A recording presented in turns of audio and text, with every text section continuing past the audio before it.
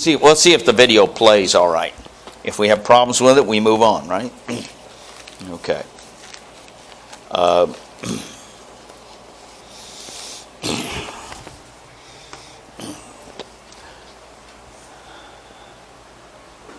There you go.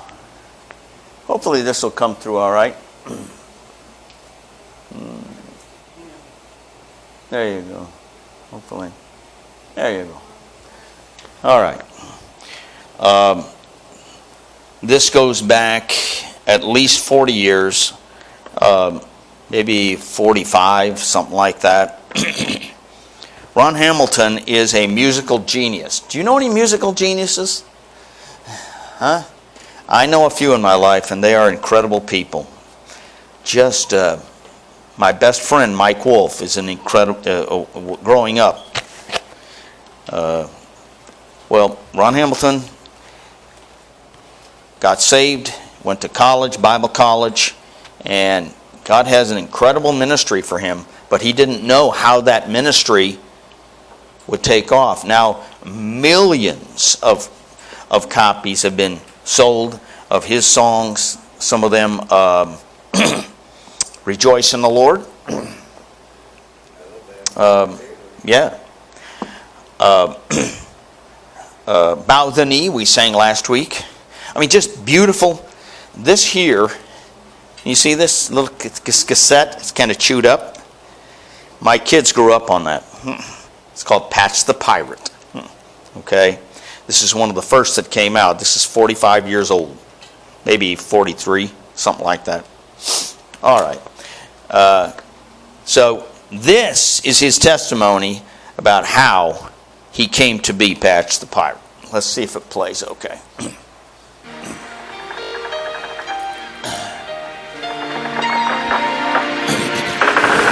Ahoy, mates! Have you ever wondered how I became a pirate? When I was growing up, I dreamed of being somebody really dangerous and exciting. I even tried to start several nicknames on my own. I remember telling all of my friends to call me Buck, but never really caught on. And I grew up as just plain old Ron Hamilton. But all that changed when I went to the eye doctor for what I thought was going to be a routine eye checkup. The doctor looked into my right eye and everything checked out fine. But when he looked into my left eye, he found a little tiny speck and he didn't know exactly what it was. So he sent me to Atlanta, Georgia for testing over the next few months. Every time I went back to Atlanta, the test got a little more serious. Everything culminated when the doctor rolled me into the operating room and told me he was going to have to go inside my left eye to find out what was going on. He said if it were a popped blood vessel or something I'd inherited, I'd simply wake up with a sore bloodshot left eye. But if it were cancer, when I woke up, my left eye would be gone. Well, it was a little suspenseful that day. And when I finally came to, Shelley told me that the doctor had taken out my left eye. It was completely gone. But we were both very aware that God's peace had come to take its place. I stayed in the hospital for about a week recovering, and when it came time to go home, they rolled me out the front door of the hospital. Well, I met a young boy being brought in by his mother. He pointed at me and yelled out, "Look, Mommy, there's a pirate." His mother jerked him in the hospital lobby and told him never to say anything like that again. And everywhere I went, kids called me a pirate. In fact, when I got back home to our home church the following Sunday morning, a little 5-year-old friend of mine came running down to the front and asked me, "Where have you been? What's going on? What in the world is that on your left eye?" Well, I told him, it's called a pirate patch. His eyes got big, his mouth dropped open, and he said, "Are you a pirate?" I said, "Well, I guess I am now. You can call me Patch the Pirate." Well, he thought that was great stuff. He ran back and told a bunch of his little friends, and moments later, about 20 little kids came running down to the front of the church, yelling out, "Ahoy, Patch the Pirate!" And my childhood dream came true.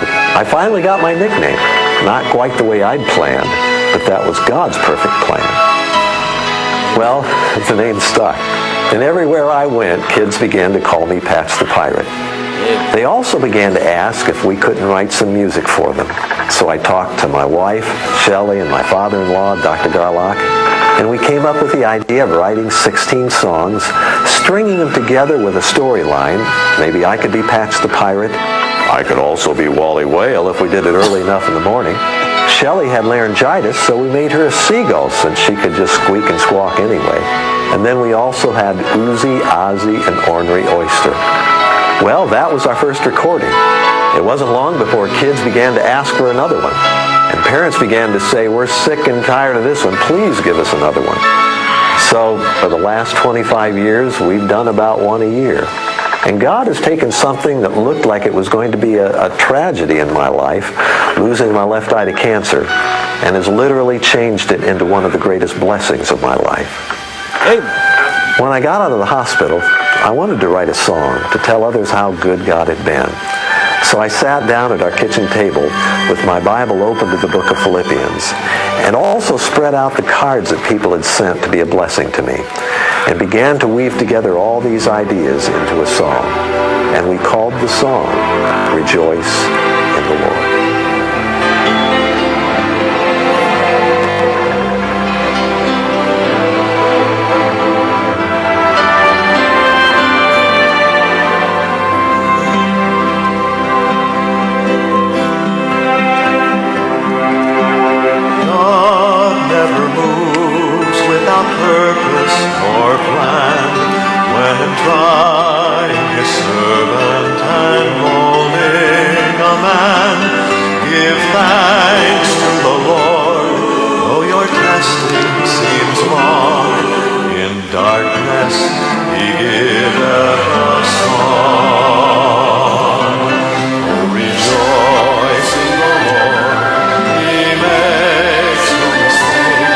Sing. Oh, at the end of each path that I take, or when I am tried and purified,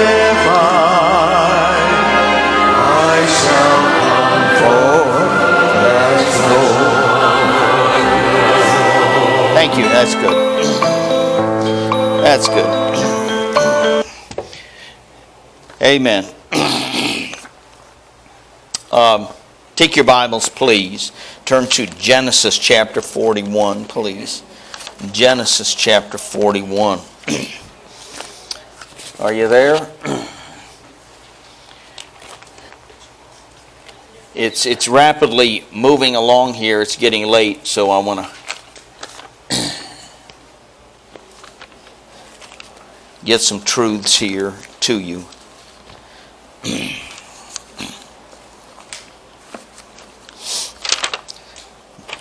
Genesis chapter 41.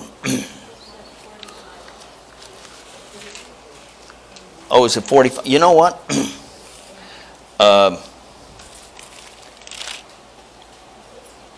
You know what? That's wrong. It's 41. Okay? So, thank you for noticing that. I'll talk to my secretary. Okay. All right. Being a good Muslim, right? All right. I know. Wait a minute. I know. See, 45 is where he recounts his life. So that's why that's up there. So it's not all bad. All right. 45, he's speaking to his brothers, if you go there. And he cried and he wept aloud. They were troubled at his presence. And he goes into God's providence. Go to 45 in verse 8. 45 and verse 8. If you're there, read it with me. 45 and verse 8. Ready? So now it was not you that sent me hither, but God. And he hath made me a father of Pharaoh, and lord of all his house, and a ruler throughout all the land of Egypt. Understand, this was a dysfunctional home that Joseph grew up in. Understand that, and some of you may not like this, but I believe it to be the case. I think that the home of Jesus was a dysfunctional home. I have one book that talks about the childhood of Jesus called the Ark volume. We don't really hear much about, right, about the home life of Jesus. And I can see James and maybe John and wanting to help out. You can, if you look over to your right, you see a picture of Jesus with his father, Joseph. Joseph's up above, and Jesus is down there below as a little toddler holding the nails. He was born to die. Another incredible song by Ron Hamilton. Born to die upon Calvary. Jesus wasn't born to live here. He was born to die on the cross for our sins. And so Joseph and Jesus both grew up in a home where the father favored them. And I'm not saying that was right or wrong or whatever. Okay? You say, well, it was biblical because, Joseph had that dream, right? And they were supposed to pay him obeisance. Well, I mean, if you go to somebody and say, well, I had a dream, and you're gonna kind of kneel down and pay me obeisance, most people are not going to like that. Right? Well, Joseph was chosen of God. He was a type of Christ. He was blessed. He was rejected by his brethren. He was tempted, tried, and he was exalted. So we can learn from him. He was busy working in the pasture. He went to the pit. His brothers threw him in the pit, sold him off. They thought, well, we'll never see him again, right? Little did they know. They were sending their brother off to save a nation. Amen? Then things got worse, right? He went to prison. He got accused by a wicked woman who tried to seduce him, right? She didn't just try to seduce him. She literally grabbed his garment and said, come, lie with me, right? And what did Joseph do? He ran. He literally left the garment in her hand. He lost his coat, but he didn't lose his character. Amen? Now that's the opposite of what most men do, right? Oh, well, this... And let me tell you something. She wasn't ugly, right? She was a looker, right? But he ran. He left his coat. He did the right thing. And God blessed him, even in prison, right? The jailer saw everything that he did. He was in charge of the whole jail, essentially. That's kind of what happened with Rhonda. She had all kinds of responsibility there, and God gave her many souls. So he was in the prison. He came out. We had the butler and the baker, right? And he interpreted the dream. He ended up in the palace. Chapter 41 through 50. So chapter 45 is really a summation of that. But let's go back to chapter 41. And we see, here's Joseph as... In chapter 41, we see him there as he is in leadership in Egypt. And there's a statement there that blesses my heart. Verse 46. Let's read it together. Verse 46 of chapter 41. And Joseph was 30 years old when he stood before Pharaoh, king of Egypt. And Joseph went out from the presence of Pharaoh and went throughout all the land of Egypt. And in the 7 plenteous years, the earth brought forth by handfuls. See, when Joseph was in charge, this is interesting now. I want to give you a contrast between Joseph and his brethren. Did you ever hear a contrast like that? I never have. Get this contrast. It's very simple. What happened to the land when Joseph was put in charge of it? Anybody?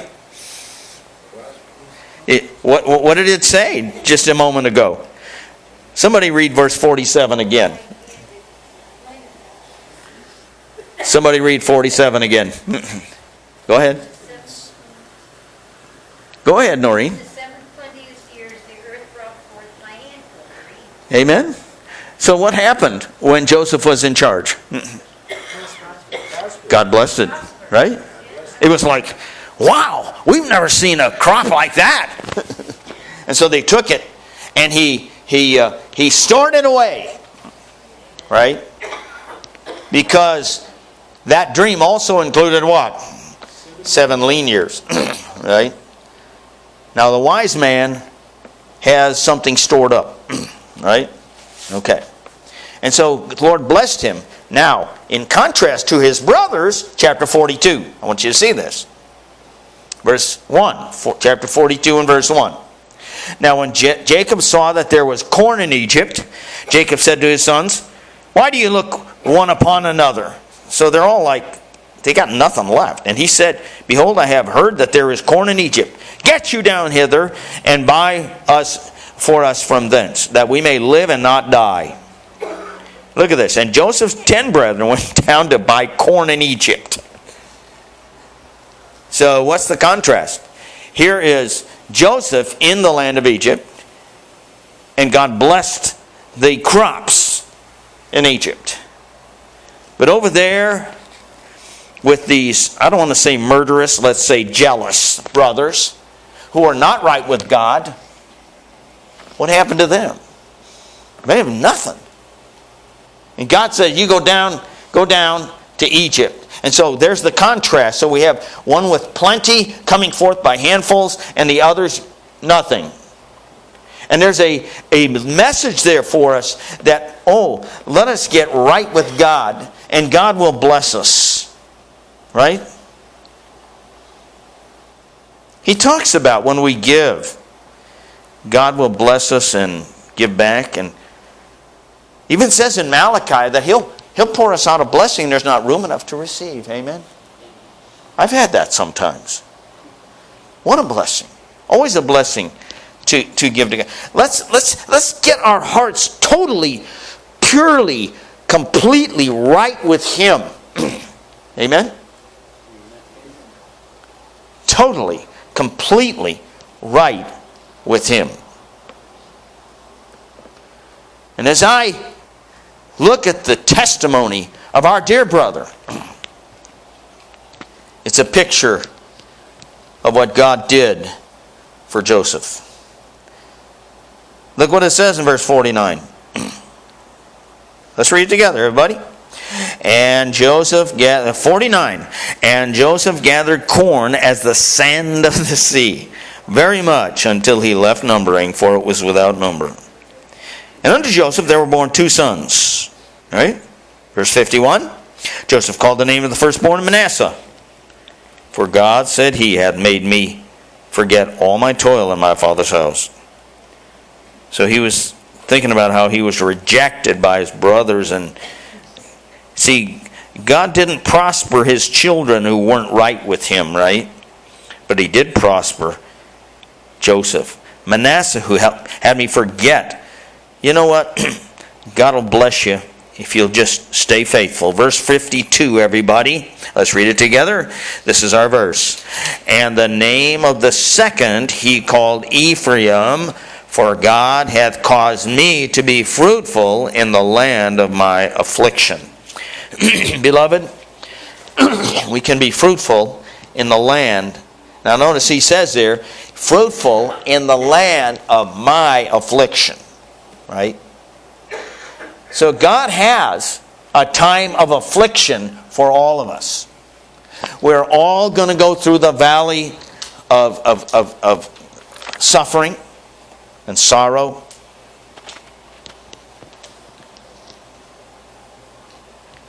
And we can face it with pride and bitterness. Something came to me from another pastor, and I thought to myself, why didn't I think of that?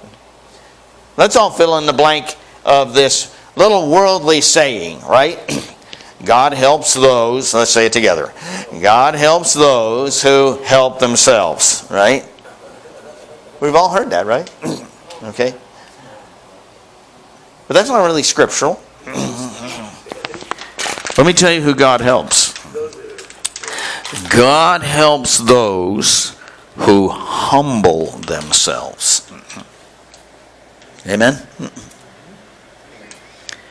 My Bible says God resists the proud, but gives grace to the humble. Amen?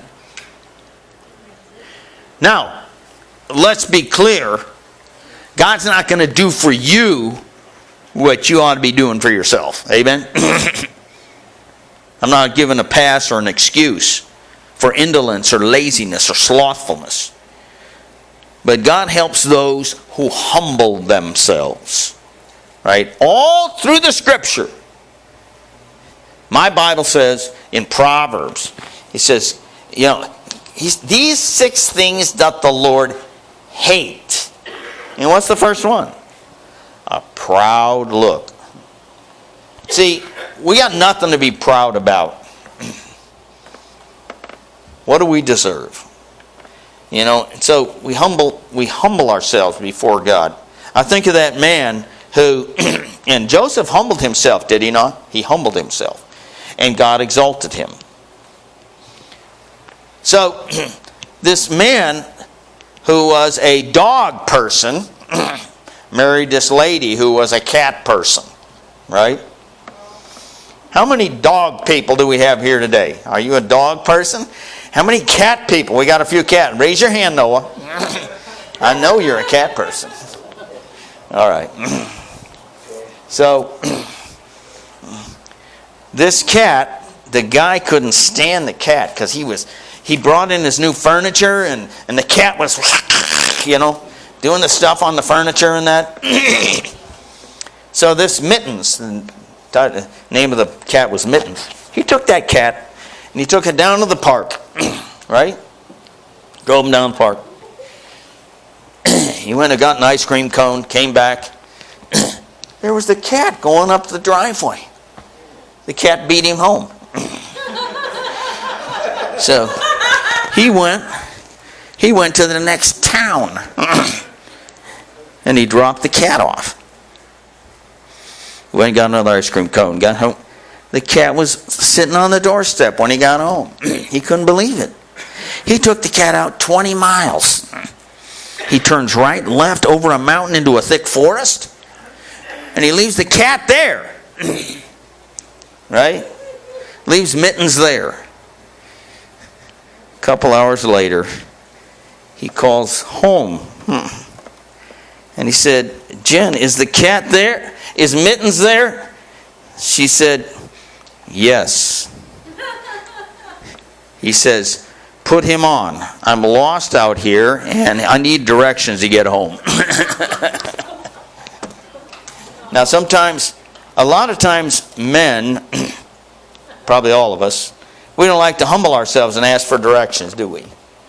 We have to go to God every day and ask the Lord directions. Trust in the Lord with all thine heart. Lean not unto thy what? Own understanding. In all thy ways, acknowledge Him, and what? He shall direct thy paths. That means my path in education, my path in family, my path in stewardship, my path in soul winning, all the paths of life. He wants to direct you. But we have got to humble ourselves, right? Joseph humbled himself. He was humble. We don't find that he was a proud man. Now you have to forgive me. Sometimes I've reached the age now where the train of thought sometimes leaves the station without me. So, all right. But he says here in verse 52, right? Everyone? Let's read it again. And the name of the second called he Ephraim, for God hath caused me to be fruitful in the land of my affliction. Quickly, we're going to run through this. I want you to see this. And let me say this. The condition is affliction, right? The condition is affliction. Psalm 34:19. Many, listen closely now, many are the afflictions of the righteous. Now, I didn't say, oh, when you get saved, you're not going to have any more problems. No. And afflictions can take many different forms, right? It can. Afflictions can take many different forms. Many are the afflictions of the righteous. I like this. But the Lord delivereth them out of them all. Amen? Psalm 42, 5 and 11. The Lord is my hope. The Lord is my help. The Lord is my health. Next. Yeah, we're behind now, way behind. Okay. Okay. Lessons we can learn. Okay, he's the type of Christ. Next. Quickly. So we're fruitful in the land of affliction. All right. Psalm 42. Psalm 119. That great, wonderful, incredible psalm about the precious, preserved, perfect Word of God. And what does he say? It is good for me that I have been afflicted. Say, man, you mean, come on, Pastor, is it a good thing that I've been afflicted? He says, it's a good thing that I've been afflicted that I might learn thy statutes. We learn about the Word of God when we get, when we're in that valley of affliction. You see, some people, we all visit the valley of affliction, right? Some people pass through it. Some people visit it longer. And some people live in the valley of affliction, don't they? I mean, their whole life is, I look, all around me are people that are consumed with pain management, right? Am I right? It's tough. When you've got gnawing pains, and the older we get, the more we realize, hey, I'm not here, this world is not my home, I'm just passing through, right? And whether it's your back, or your knees, or your shoulder, or your eyes, or your ears, or whatever it is, beloved, God has a purpose for affliction. Isaiah 48:10 says, behold, I have refined thee, but not with silver. I have chosen thee in the furnace of affliction. We're all going to have affliction. At that time, in affliction, God says, I have a purpose for it. Okay? Now, I didn't mention with the Hamiltons, they had a beautiful son named Jonathan, right? That son was like his father as far as musical genius, right? But something happened. He began to get depressed, and then he took an acne medicine, and they say that was the turning point. And he became suicidal. And sad to say, about 8 or 9 years ago, Jonathan Hamilton hurled himself off a garage in Greenville, South Carolina, and ended his life. But that wasn't all. Shortly after that, Ron couldn't remember anything, hardly anything, and he is now in stage 4, dementia, Alzheimer's, and they have been through so much. But their signature song is still, oh, rejoice in the Lord. He makes no mistake. He knoweth the end of the... what a testimony of God's faithfulness in their life. Belle, you read the book, right? She just put out this book called Always Only Good. I'll bring it tonight. And I'm grateful for that testimony. Matter of fact, she's going to be at the meeting in California if I can get there. She's going to play some specials. Let me ask you a question. How do you respond to the life quakes of life? There are earthquakes, yeah, and there are life quakes, right? And they shake us to our very core. And God allows these life quakes in our lives. I'm talking about the blind sides of life. I mean, you're going along and you're praising the Lord, and all of a sudden, wham! Whoa!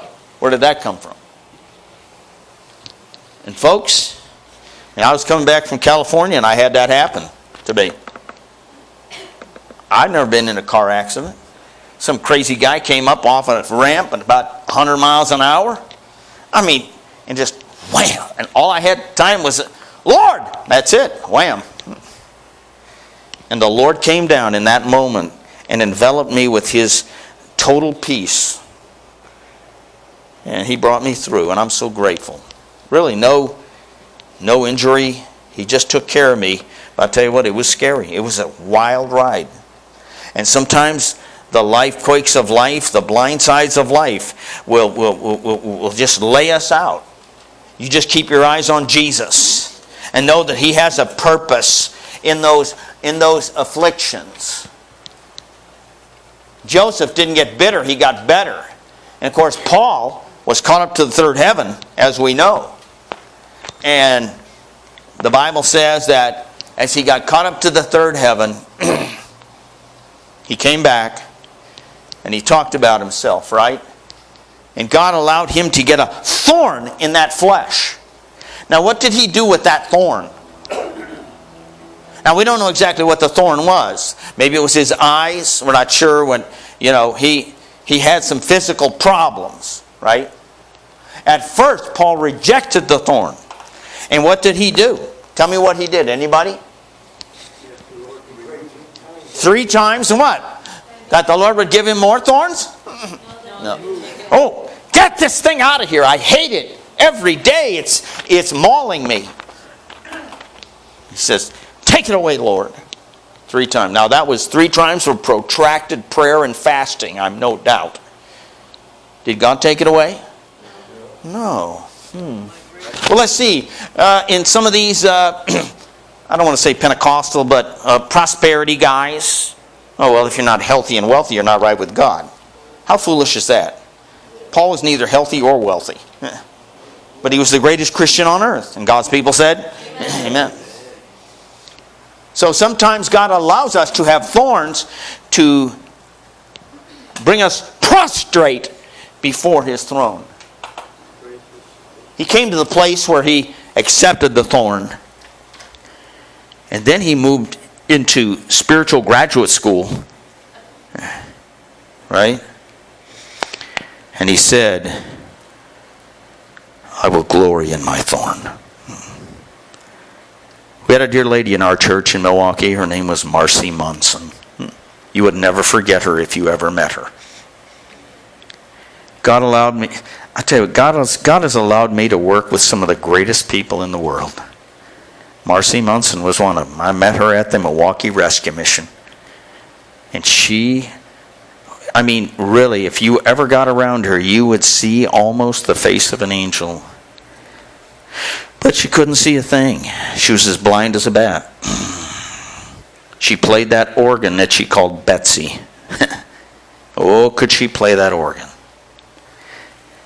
She'd say, I'll give you a quarter if you can name a song I can't play.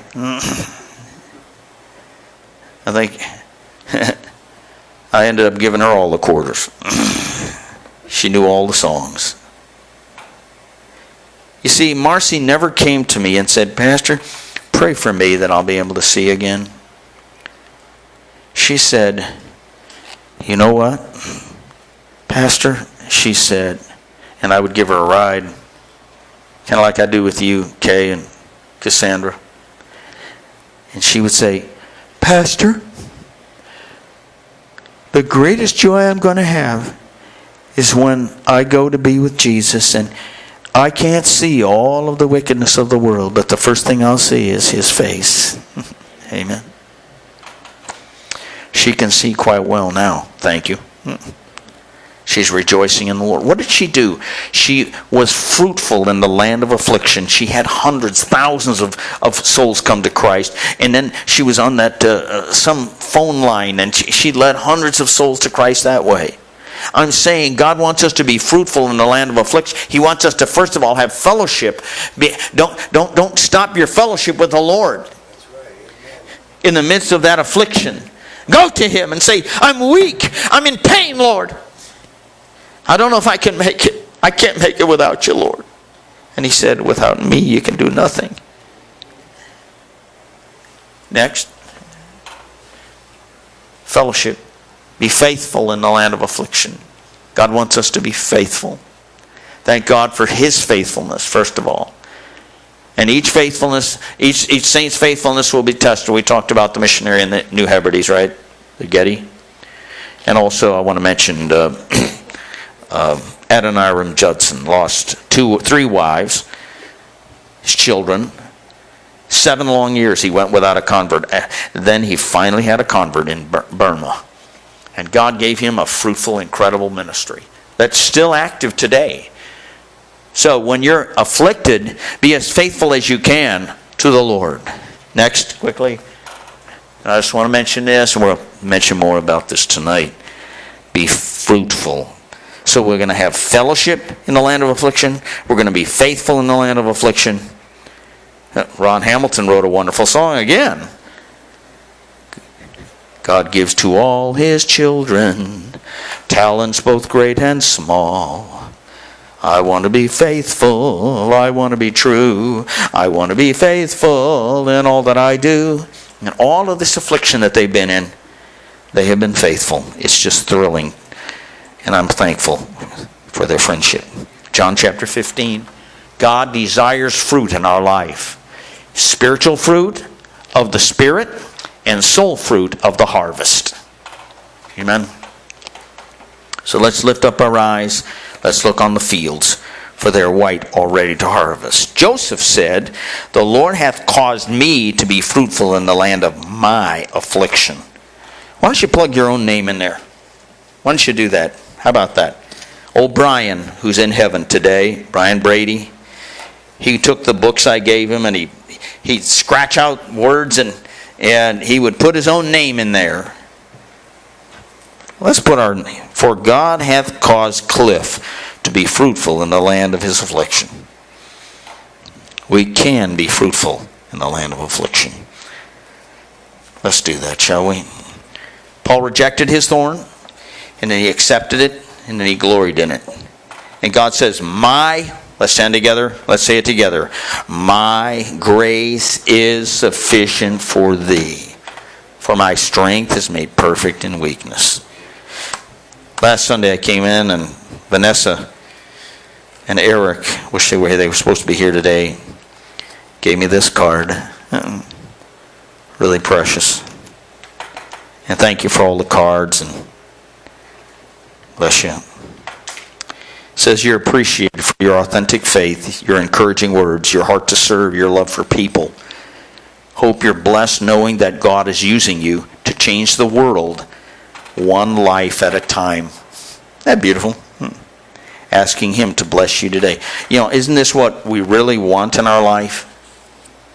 Whether we're in affliction or frustration or challenges of life or between a job. Let Christ shine through you in all of those situations. Let's stand together. Father in heaven, thank you for this time. What a blessing it is to be in your house. Thank you for Joseph. Thank you for his testimony, Lord. My, what a thrill. And Lord, may you cause us to be fruitful in the land of our affliction, whatever that affliction might be. It might be somebody who walked out of our lives. It might be Lord, it might be it might be something we brought upon ourselves through our own foolish choices. Help us to be fruitful in the land of our affliction. And Lord, help us to remember that though trials and afflictions can be more than we can bear, they will never be more than you can bear.